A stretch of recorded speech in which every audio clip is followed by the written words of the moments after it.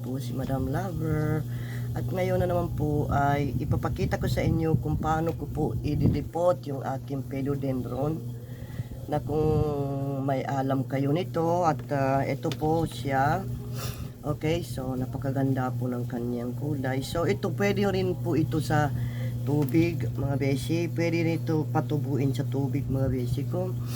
You can also put an ash and water culture mga beshi. Hi, kung bago ka pa lang, don't forget to click the button and comment below sa aking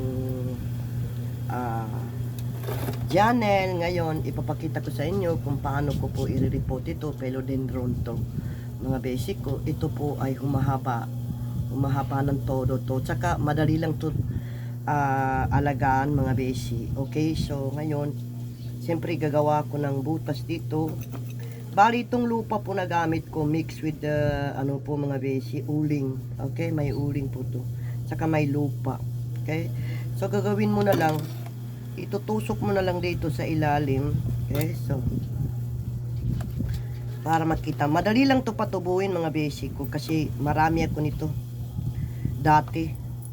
Pero ano, ito kasi itong klaseng halaman na to ay ano to, dumadami to ng todo. Ngayon mga basic ko, kapag hindi po tama yung pagdilig nyo ng tubig, ito kasi talagang mahilig ito sa tubig mga basic. Okay, so very simple po alagaan to mga basic ko. Okay, so papakita ko sa inyo kung paano ko po siya i-report. Okay, so pakilagay na lang dyan sa ilalim, basta didikit po yung kanyang ugat, ganyan. Okay, and then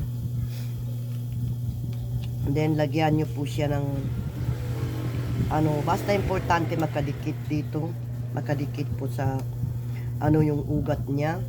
Okay, and then we can also add some kind of lupa. Ito kasi lupa na to mixed with the charcoal mga basic. Dahil itong charcoal na to maganda kasi dahil hindi ito naano ng mga uod. Okay, so ipapakita ko sa inyo, madali lang to patubuhin mga basic at sa madali lang siya paramihin. Okay, paramihin to, paramihin mo siya ng todo. Madali lang to patubuhin talaga, basta diligan mo lang siya kasi itong klaseng halaman na to ayaw po niya ng ano po siya, ano ba yun, ito kasi itatanim ko sa ano, kasi tingnan nyo may ugat po. Okay, may ugat po yung isa. So ganyan lang po kasimple mga base, kikita nyo. So yan. Okay, basta kailangan yung kanyang ugat nakadikit po sa ano, nakadikit po sa soil. Okay, dikit mo sa soil yung kanyang ano, and then bago mo po siya diligan. Ang kagandahan kasi ng ano mga base, okay, kagandahan kasi ng charcoal ay charcoal kasi hindi yan nagkaroon ng uod. Okay, so kailangan talaga meron siyang butas.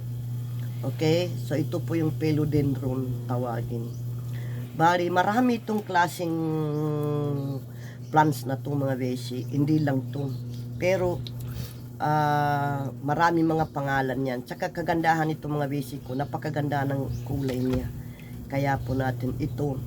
At saka ito, pwede mo rin itong lalagyan ng kahoy kasi dumidikit sa kahoy ito. Okay, so yan, simple lang. And then may butas po dito. Okay, so ngayon gagawin natin,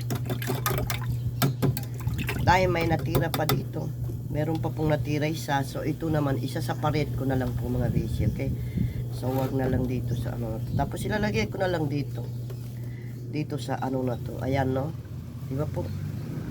Oh, so para makita nyo, and then ayan, pwede natin lalagyan na ng uling doon sa baba. Ayan mga basic ko. Okay, and then ilalagay natin sa may ano lang, ito kasi low light to mga basic ko. Okay, pwede ito sa low light. Okay, so ngayon ito na lang po yung aking content ngayon. Maraming salamat. Sana po hindi kayo magsasawa panoorin at ipapakita ko rin sa inyo yung mga halaman na hindi po pwede sa mga aso natin, sa mga pusa natin. So, bye-bye!